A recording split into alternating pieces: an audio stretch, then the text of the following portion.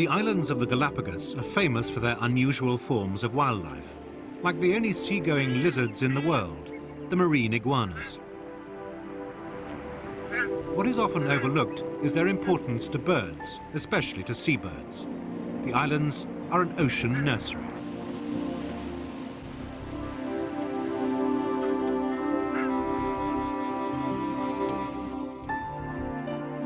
Many of the seabirds of Galapagos are endemic species or subspecies that nest nowhere else in the world.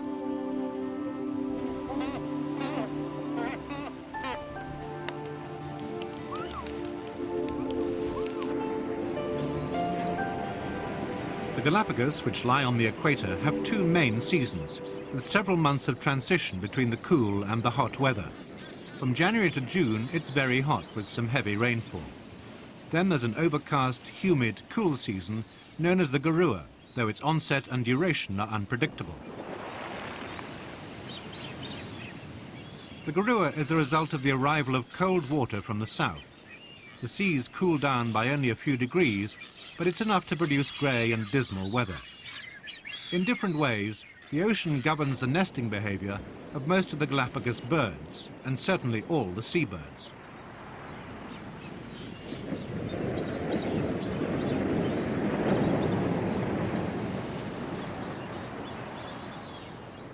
The Galapagos lie in a part of the Pacific where the ocean currents are very complex. From July to December, the southeast trade winds drive the cold Peru current with its rich seabed upwellings northward. This cold water stream then turns west to join the south equatorial current and provides the Galapagos with comparatively chilly, food-rich waters. When the southeast trades slacken around November, a mass of warm water flows south and west, bringing rain and decreasing the amount of seafood available around the islands. When an extra powerful current known as El Niño persists, disaster can follow for Galapagos marine life, including seabirds. Sea conditions can vary from island to island. From July to October, the east-flowing Cromwell undercurrent brings some of the richest and coolest water to the most westerly islands. These variations in food supply and sea temperatures greatly influence when seabirds nest. The same species often differs in choice of breeding time from island to island. Blue-footed boobies fish close inshore. This feeding frenzy off the island of Hispaniola indicates that the boobies will probably be nesting there. On the more northerly islands, it's quite possible that the same species isn't breeding yet, if the sea conditions aren't right.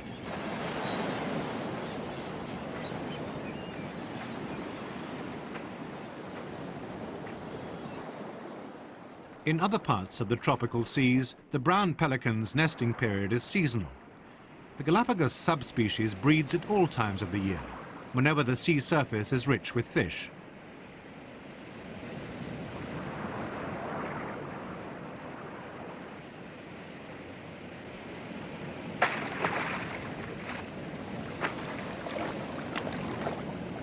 A common noddy perched on its head scavenges fish scraps left by a pelican.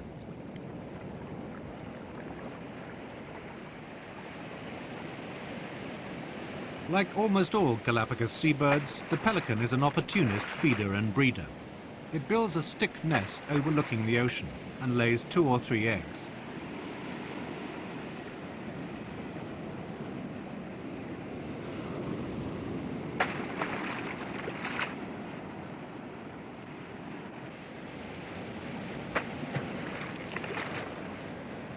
There are only a few Galapagos seabirds with a fixed breeding cycle. Each year, the waved albatrosses start to display in April as part of the pair formation for breeding the following year, and not as a prelude to mating.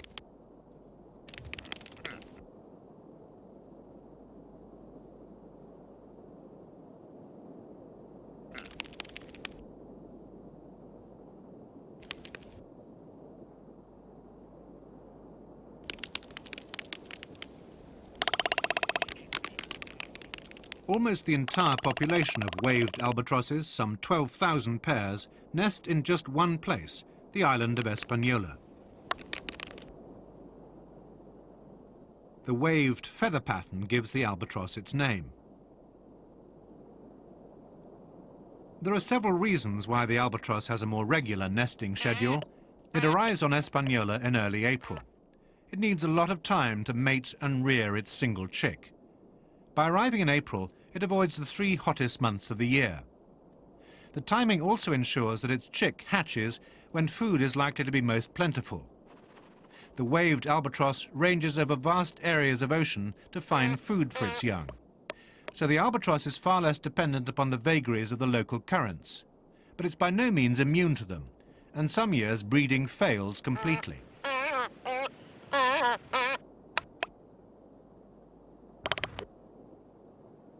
Waved albatrosses mate for life, and courtship is an intricate process. The pairs that arrive on Hispaniola have either bred together previously or formed their bond in the courtship period the year before.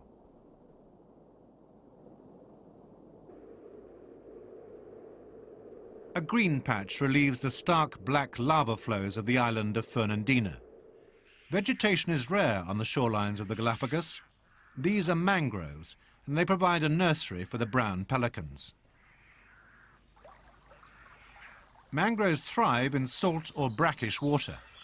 Red mangroves colonize the tide edge, and their stilt roots provide a buffer, preventing erosion of the coast. Their seeds are dispersed by the ocean currents. They're very tenacious and can even survive on apparently inhospitable volcanic shores.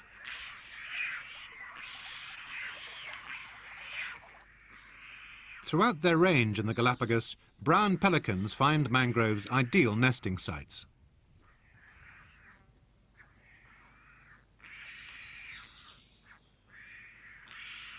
Inshore feeders, like pelicans, find it easier to locate food and expend less energy in catching it. In Galapagos, they generally breed more frequently than the pelagic species, which have to range far and wide in search of food. Galapagos pelicans lay 2 or 3 eggs and often rear them all, but many immature birds die because they have difficulty learning the technique of diving to catch fish.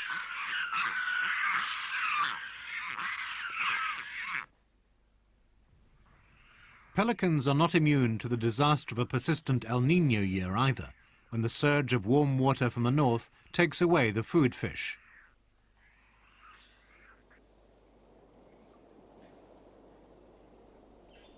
The mangroves also provide a nursery for some of the land and shore birds. This yellow warbler is catching insects to take to its young in a mangrove bush.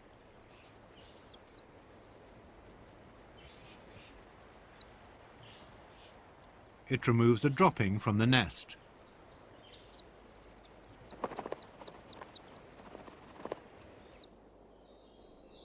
The marine environment influences the warbler's breeding behavior.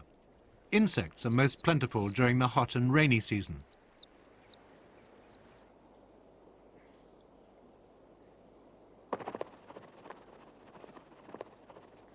Nesting in the mangroves nearby, the yellow-crowned night heron feeds on crabs, centipedes and beetles.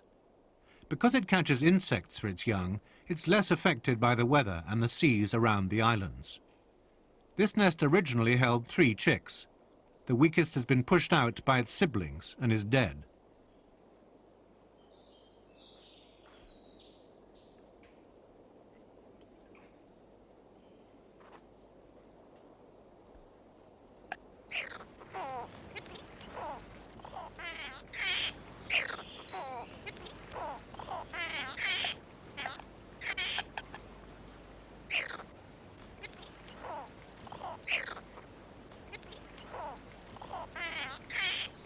Siblicide, as it's called, ensures that only the strongest survive and are fed when food is short. The remaining 2 chicks are evenly matched in size and strength, but are still in competition with each other.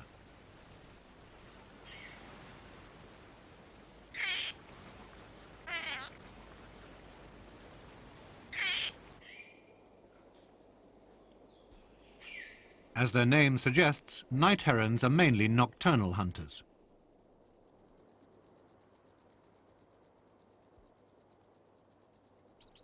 When the parent returns that night, only 1 chick is in the nest, but the second one soon re-emerges from the mangroves nearby.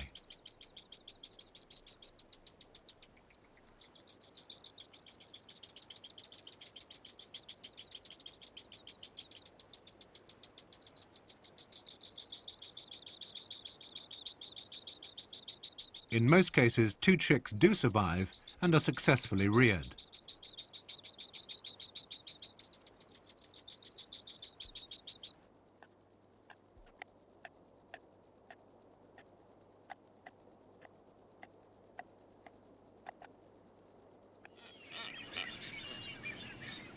This nesting colony is on the slopes of the collapsed volcano Ecuador, at the northern end of the largest island, Isabela. Punta Vicente Roca is the site of one of the big blue-footed booby colonies. The birds have chosen their nesting site well. When the Cromwell current is flowing strongly, the seas off Isabela are full of fish. A male blue-footed booby flashes his bright blue feet as he lands. It's part of the display to attract a mate. In large colonies, there's almost continuous breeding, and pairs may nest every 7 to 9 months. But even here on Isabela, breeding success can be unpredictable.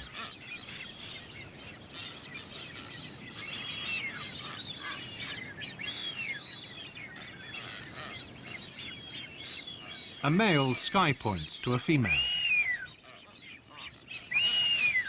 It seems they both use the display of blue feet to assess the value of a potential mate.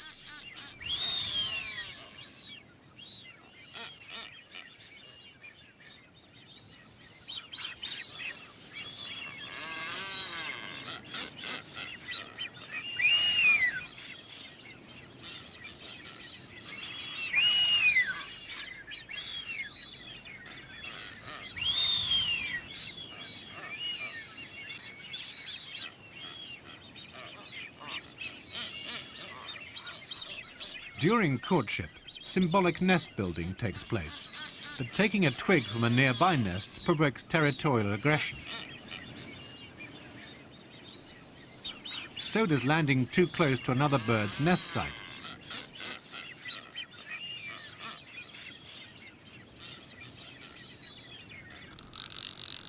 Another island and a different area of the ocean nursery. Genovesa lies to the northeast of the archipelago. Its low scrub provides one of the main nesting areas for the great frigate bird. The male frigate's display is as unusual as the blue-footed boobies. It inflates its deep red throat pouch to attract passing females flying overhead.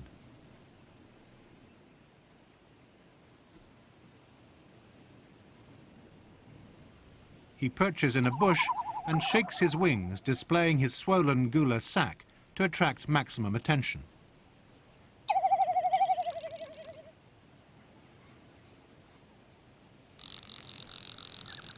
When the male succeeds in attracting a mate, he goes into a frenzy.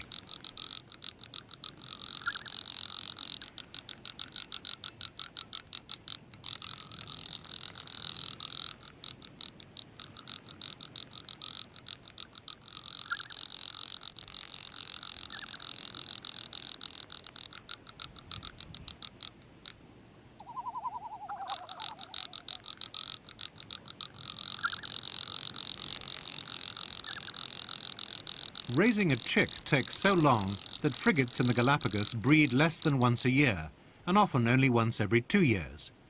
They're largely dependent upon the ocean currents for food, picking fish from the surface of the sea. Like the other seabirds of the Galapagos, the flightless cormorant only breeds when the seas around its nesting islands bring abundant food within easy access. There are fewer than 1,000 nesting pairs in the world, and most are found around the Bolivar Channel between the islands of Isabela and Fernandina.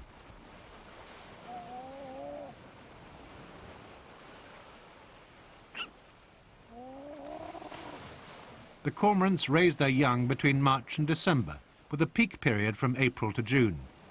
That's when the cold Cromwell current carries most of the food on which the cormorants feed their young.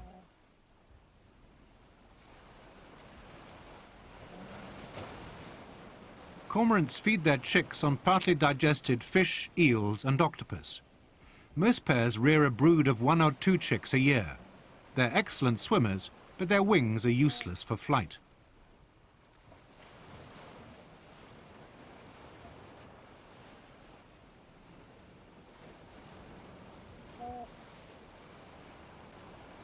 For the first 70 days, Both parents bring food or sit on the nest. Then the female leaves to find a second mate, and the male rears the chicks alone. This is unusual, since most seabirds mate for life. Even if a female doesn't lay again that season, she's ready to breed the next time. This wouldn't happen if she continued to raise her first brood, so it's a successful breeding strategy for a species unique to Galapagos. The juvenile birds are beginning to catch fish for themselves, although the parent still feeds them. The young cormorant begs for its food in the water, but the adult doesn't part with the fish so readily.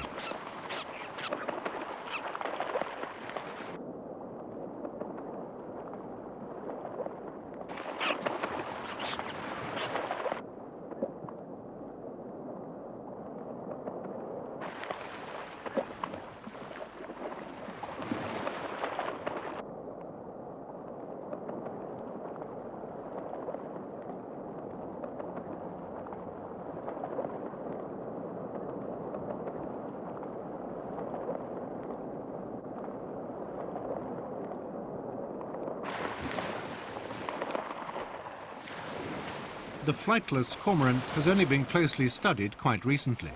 This large, conspicuous and unusual bird was only discovered in 1896.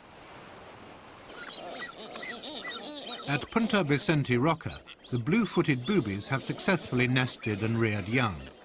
This means the fish they dive for has remained plentiful and close inshore. There are 3 species of booby in the Galapagos, and each has a different feeding range, so they don't compete with each other.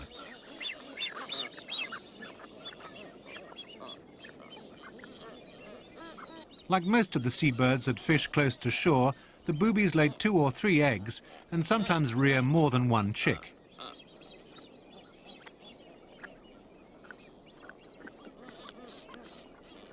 Galapagos hawks and the non-poisonous Galapagos snake are the main predators here. The snake is too small to harm the booby chicks, and the adult birds appear more curious than defensive about its presence.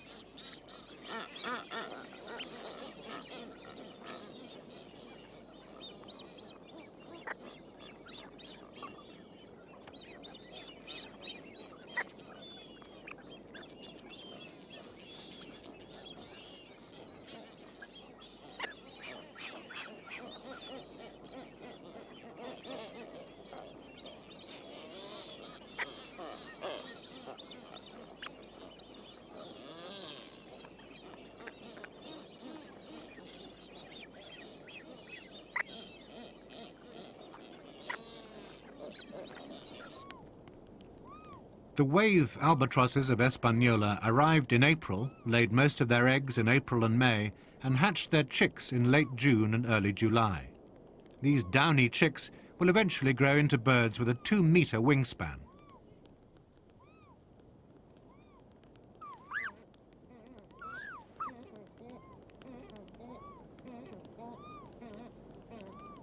This chick is being fed on regurgitated fish oil, which the parent manufactures in a specially adapted part of the stomach, while spending long periods away feeding at sea.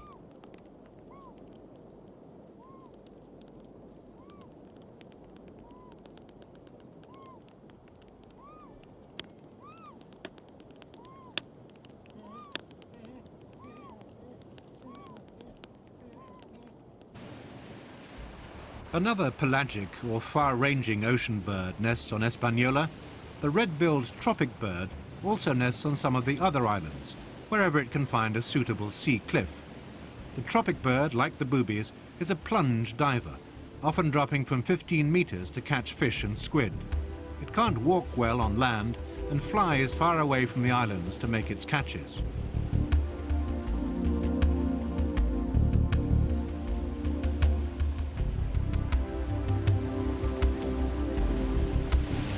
The tropic bird lacks the albatross's method of turning food into an oily substance and storing it. so it has to return frequently to feed its young.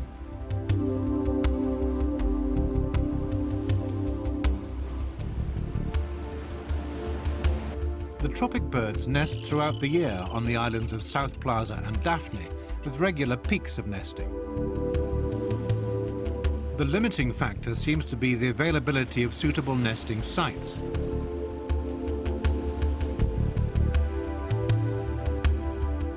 Tropic birds lay a single, very large egg.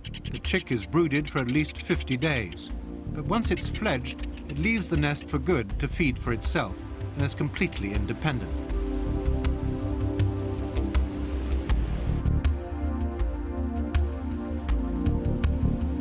The tropic bird is not unique to the Galapagos. It's found throughout these latitudes, but it's one of the most striking and beautiful seabirds here.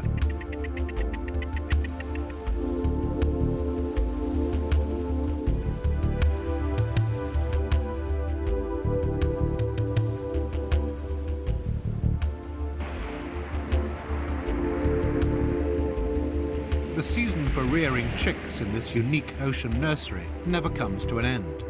Somewhere within the 13 main islands and 110 smaller islets, some species will be found nesting throughout the year. There is one breeding cycle that has a predictable beginning and end, the waved albatrosses of Hispaniola. These large chicks have well-developed flight feathers, which they'll soon be exercising. The waved plumage has now almost completely replaced the early down covering.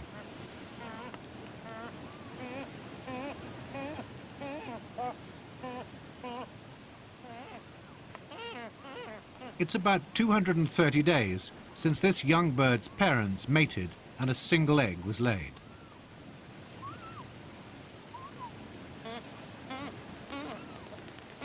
The waved albatrosses reared on Hispaniola this year won't return to breed for at least 3 years. During that time, they'll feed and travel long distances over the ocean. The powerful and changing currents of the sea affect everything which takes place in the seabird colonies, the ocean nursery of the Galapagos.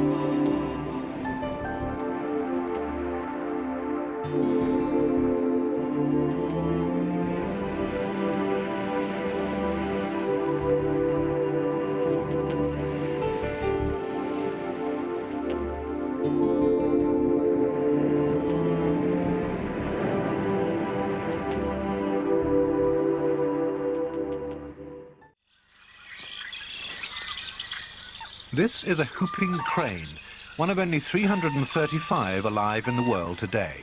In 1954, the population had fallen as low as 21 individuals. 20 years ago, an ingenious scheme was initiated to boost its numbers. Despite its failure, the scheme paved the way for an ongoing preservation program that is slowly succeeding in increasing the whooping crane's numbers.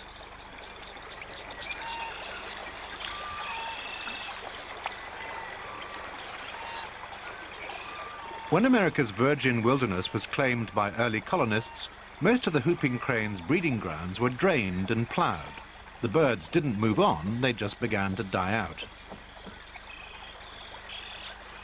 Having studied the cranes from 1968, Rod Druin formulated a plan to increase their numbers by introducing some of their chicks to sandhill crane foster parents. The scheme would use the principle of follow my leader.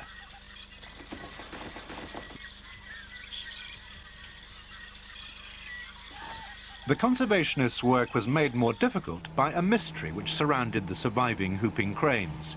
No one knew where they nested. The last previously known nest was in 1922, but in an area long since forsaken by the birds. Then, in 1955, another nesting area was discovered in Wood Buffalo National Park in the Northwest Territories of Canada.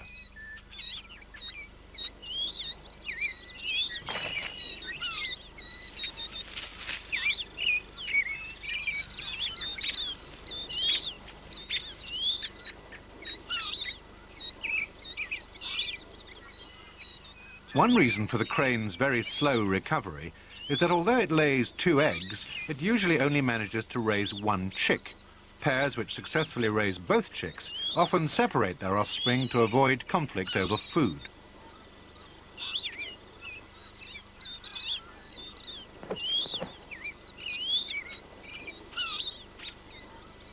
Competition between unseparated chicks is inevitable and may result in only one surviving to adulthood.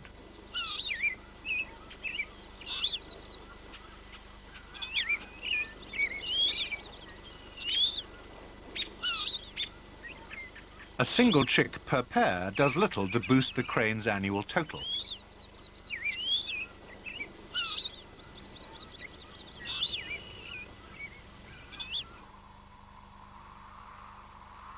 The Hooper's migration route over 3,800 kilometers from Canada to Aransas on the Texas coast passed over what used to be their prime breeding areas. But although much of the territory was carefully protected, the birds showed no sign of nesting there again. Although Aransas was only one of several traditional wintering grounds, cranes hadn't been sighted at any other refuge.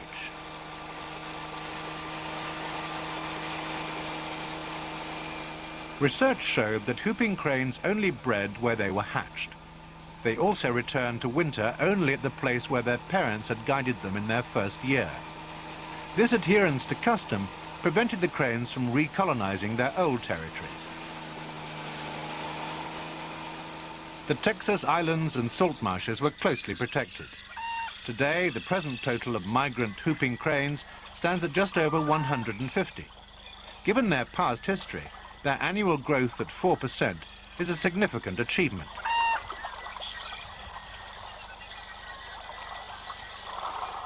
Aransas provides a wealth of food for the birds, mostly clams and other invertebrates found in the mud.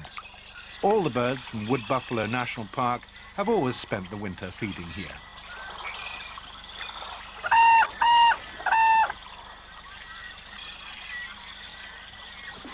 Aransas lies on the Gulf Intercoastal Waterway, used daily by barges carrying chemicals, oil and natural gas.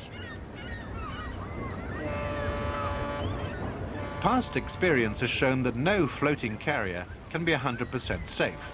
If just one of these oil tankers was breached, the cranes would lose their only wintering grounds, and then the world would lose the whooping cranes.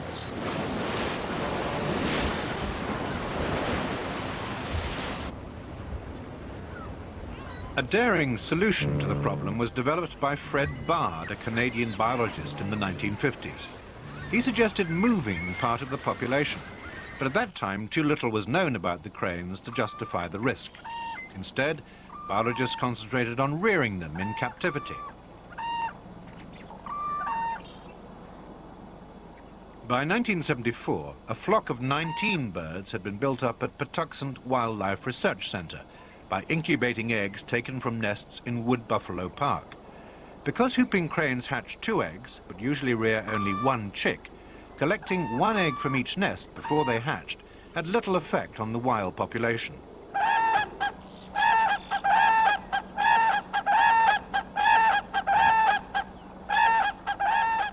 Captive birds courted, formed pairs and laid eggs, but then the researchers had only limited success in rearing their chicks.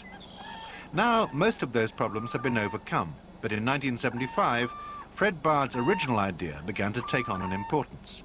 Like many great ideas, it was very simple.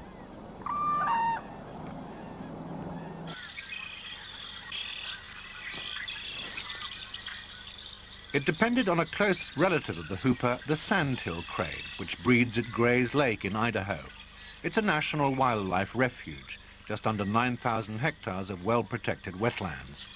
From there, the sandhill cranes migrate first to Monte Vista in Colorado, another protected refuge.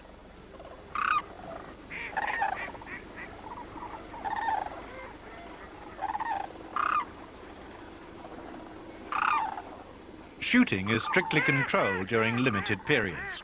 Hunters are allowed to shoot only certain species and only in certain numbers. For the rest of the time, Monte Vista is a sanctuary.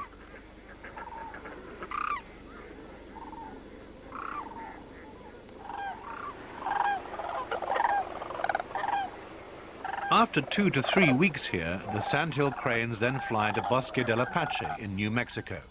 The total journey is only 1,200 kilometers, less than a third of the distance of the whooping crane's journey to Texas.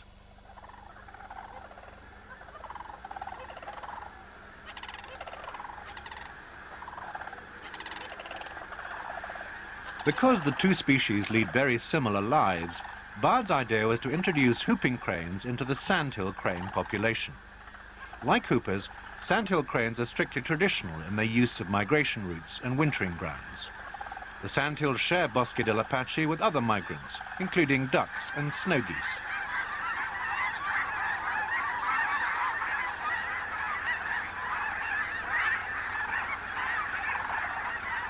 For 6 years, from 1968, 2 biologists from the University of Idaho had been studying all aspects of this sandhill crane population. Rod Druin was already beginning to confirm Bard's suggestion that sandhill cranes would make ideal foster parents for young whooping cranes.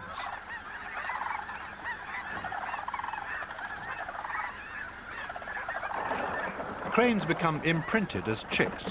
They follow the first moving object they see, which is normally one of their parents. Because of this, the transplanted hoopers would have to be taken to Gray's Lake as eggs. Druin had already made detailed studies of the sandhill crane's nesting behavior. Now that information became invaluable.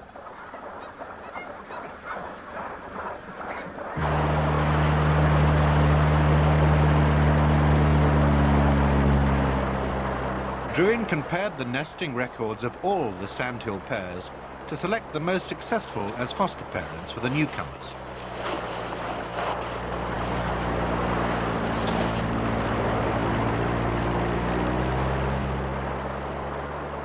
Like hoopers, sandhill cranes usually rear only one of the 2 eggs that hatch.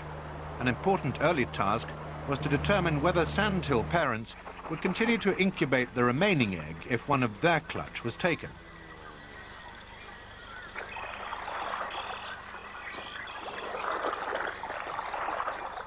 Druin had to check that the intrusion and disturbance wouldn't scare the birds off the nest altogether.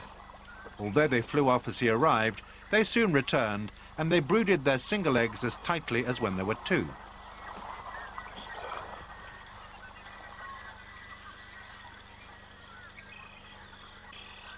When all the questions had been satisfactorily answered, in the spring of 1975, the operation started. Druin removed 1 egg from each of the 14 most successful nests in the refuge. The fertile sandhill eggs would be hatched in Patuxent as part of their own fostering program. The remaining egg in each nest was to be replaced with a whooping crane egg, and in this first trial, they would be flown from wood buffalo.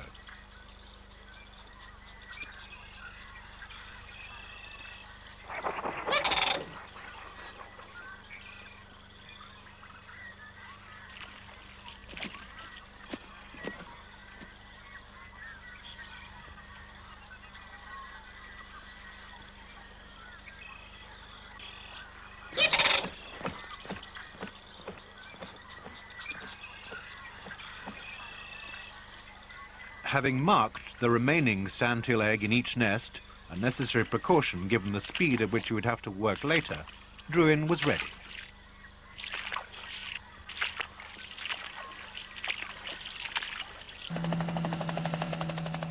A few days later, the precious Canadian eggs arrived. They'd been flown by Air Force jet across the United States and then by helicopter from the nearest airfield to Gray's Lake.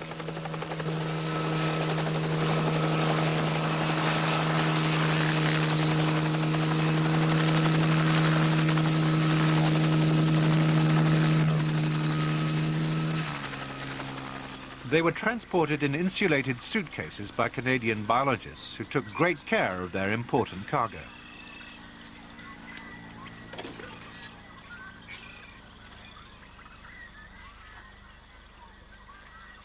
Each suitcase had contained half of the eggs during transit to reduce the risk of damage.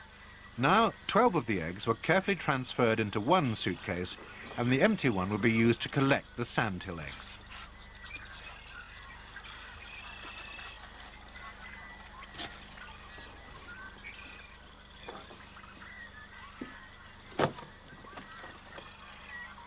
The temperature was maintained in a very simple way.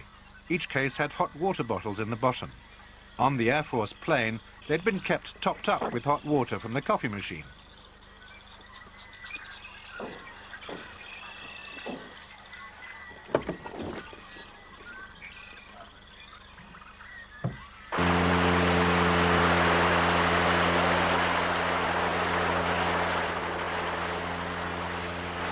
It only remained to deposit the eggs on the nests as quickly and efficiently as possible to minimize the disturbance to the birds.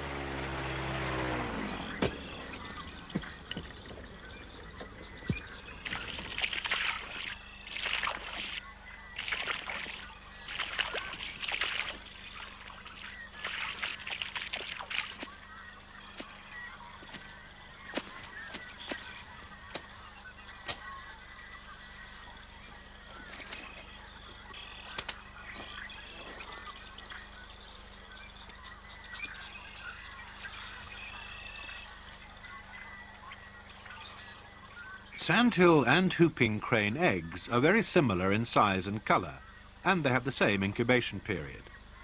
The whooping crane eggs have been collected from nests where they'd been laid at approximately the same time as the foster parent's own clutch. When the last egg was in place, all the biologists could do was wait until the fostered eggs hatched.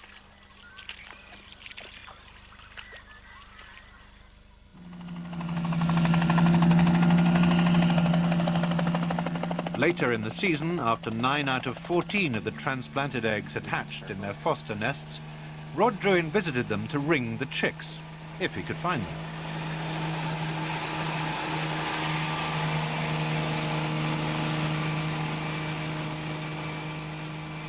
Many whooping crane chicks die in their first 30 days from natural causes.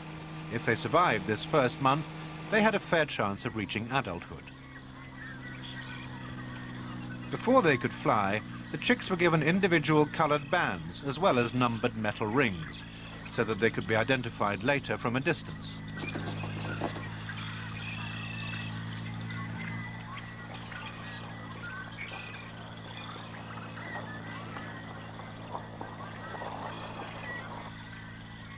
Throughout the summer, Druin caught occasional glimpses of the young hoopers. 5 died from natural causes, but 4 were still alive in early October when the sandhill cranes left on migration to their winter grounds.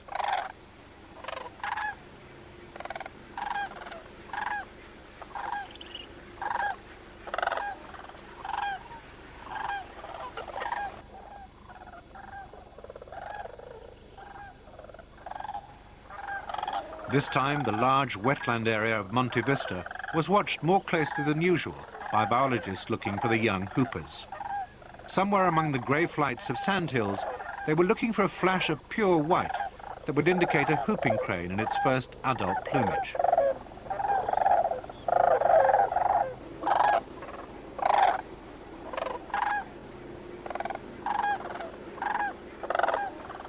The cranes arrived, but there was no trace of a hooper.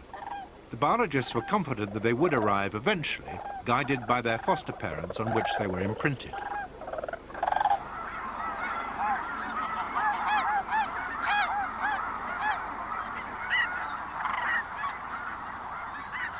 The survival of only 4 out of 14 eggs was not as great a disappointment as it might sound. In the wild population at Wood Buffalo, only 1 in 4 eggs produces a migrating young bird. That's 4 out of 16. The experimental population actually had a slightly higher average than the natural one. Given these statistics, it was strange one hadn't arrived yet.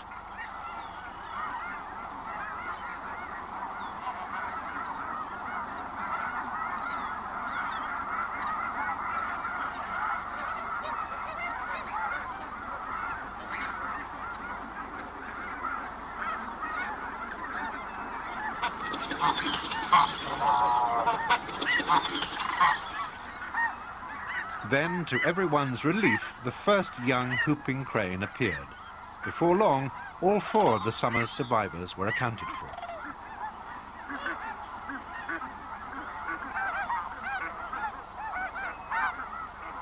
It really began to seem as if the experiment would succeed.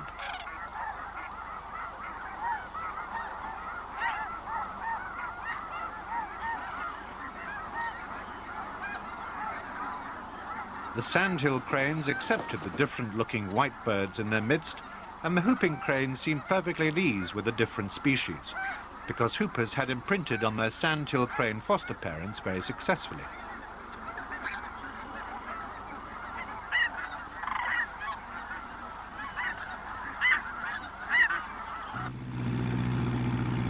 When the time came to move on to Bosque dell'Apache, the hoopers would undergo a test of their adaptive ability. Whooping cranes in Texas fed on invertebrates from the mudflats, but wintering sandhills fed on grain. Would the hoopers mimic their foster parents' behavior or develop independent feeding methods of their own?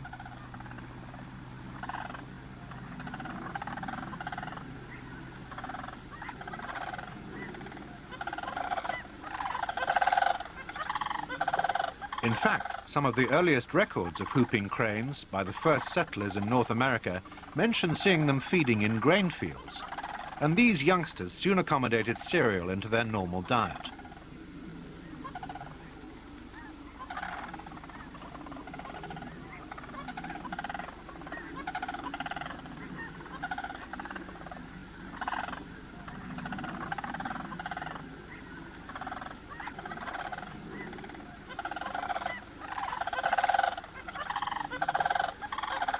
Although this new population was safe from the man-made dangers of the Texas coastal waterways, it wasn't immune from the natural dangers of the sandhills' winter home. Bosque dell'Apache, with its huge wintering flocks, was very attractive to predators, for obvious reasons.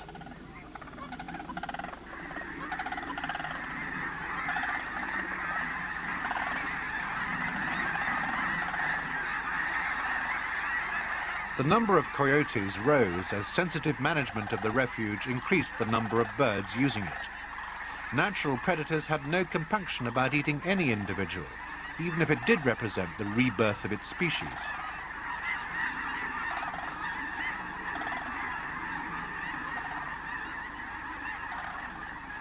After the first experimental hooper reached Bosque in 1975, the transplants were repeated annually. In 1977, during the long drought, coyotes were able to cross to the islands where the birds normally gather, and many sandhills died, but no whooping crane was caught.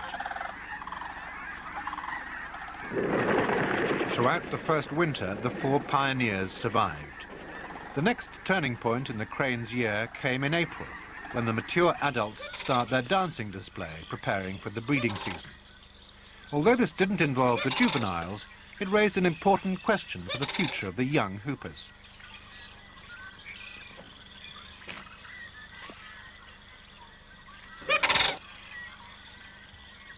If young birds learned their behavior from seeing adults displaying, the hoopers might take sandhill cranes as their models, and therefore as mates when they reach maturity. At Aransas, the wild hoopers never saw a sandhill crane in the winter, but the hoopers at Gray's Lake had been deliberately imprinted on sandhills.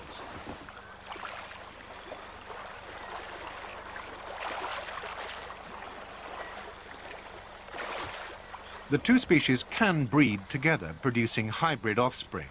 Under natural conditions, they're prevented from crossbreeding by subtle differences in courtship behavior, as well as by using different breeding and wintering grounds. In every other respect, the lives of the 2 species are so similar as to be effectively interchangeable. As the Aransas hoopers ate their last Texas clams and prepared to return to Canada, the Bosque sandhills and their whooping crane foster chicks were taking their last corn and setting off for Idaho. Maintaining the differences in courtship display was absolutely vital in keeping the new whooping crane population intact. This was the one point in the operation when the scientists had to rely on the birds themselves. They had believed that the bird's essential similarity in behaviour would make the first part of the scheme possible. But would the new hoopers now continue to mimic their foster species in courtship behaviour too?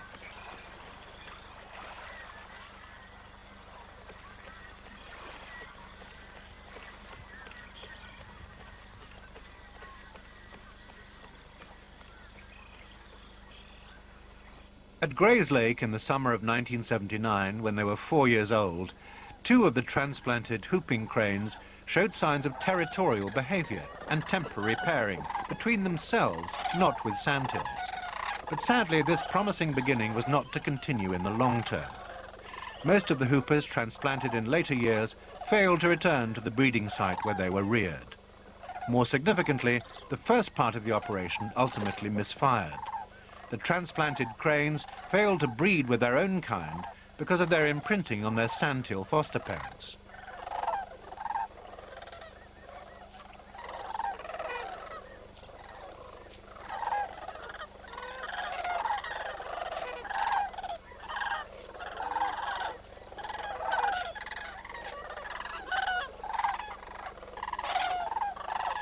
The pioneer work of Rod Druin and his colleagues was daring and unorthodox.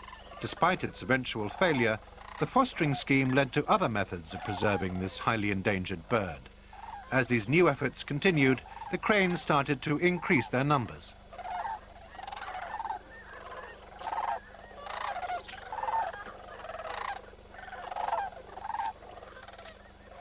Captive reared whooping cranes have been used to introduce a non-migratory wild population in Florida, now numbering over 60. A whooping crane reintroduction plan to repopulate the bird's ancestral range in Canada may begin soon after the millennium. It would be a success story indeed if people, the primary reason for the whooping crane's initial demise, were to be the architects of the survival of this great white bird that so nearly vanished from the American skies.